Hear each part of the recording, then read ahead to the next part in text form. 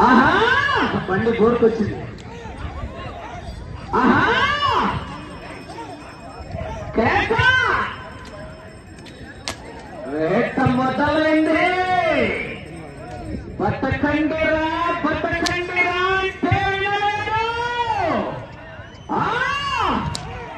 రాత రాసిన భగవంతుడు వచ్చిన ఆహా